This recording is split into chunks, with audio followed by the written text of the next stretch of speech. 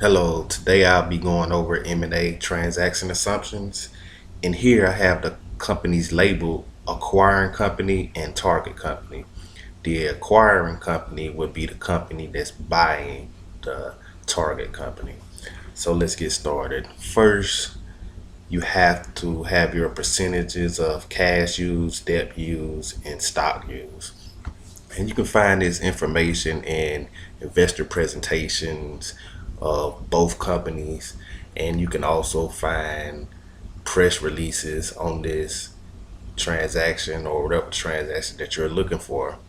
You also can go to the company's page and go to investor relations and even check their financial statements and annual reports to get a lot of this information. And you will get the information from those sources such as the purchase equity value, the number of shares, the offer share price, the undisturbed share price, tax rate, and so have you. So let's get started. So the cash used for this deal, as you can see, we're using 20% here. So we'll take this 20% and multiply it times the purchase equity value here. And we'll do the same for debt. So we'll take this 70% and multiply it times the purchase equity value again. And the new shares million, this is a little different because we want the number of shares. So we'll calculate that just a little different. It's still using the 10% of the purchase equity value. But we need to divide this by the offer share price to get the number of shares. Okay. And the pre-tax cost, this would also be in the material that you're researching, and you should find the pre-tax cost for cash and debt. So the after-tax cost is only the pre-tax cost multiplied by 1 minus the tax rate.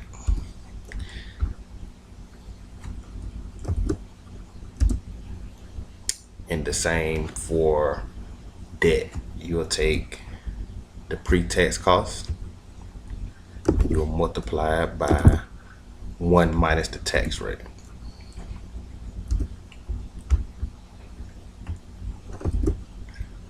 Okay. And for this after tax cost for new shares, we'll take the acquiring company's net income and divide it by the acquiring company's equity value.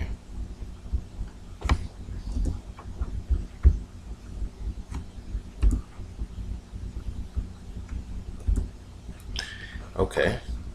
And here we're going to calculate the weighted average acquisition cost. This would be a simple calculation. And this would be for the buyer's cost of capital. So you'll take the cash percentage, you'll multiply by the after-tax cost, and you will add debt percentage. You'll multiply by the after-tax cost here, and you will add the stock percentage times the after-tax cost. Hit enter. 3.45%.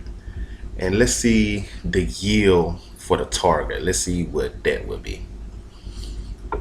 And the yield for the target will be their net income divided by the purchase equity value, how much the company will be paid for their company that they're selling, and that's 10%. And there's a simple rule of thumb, just real quick, to check if a deal is going to be dilutive or accretive.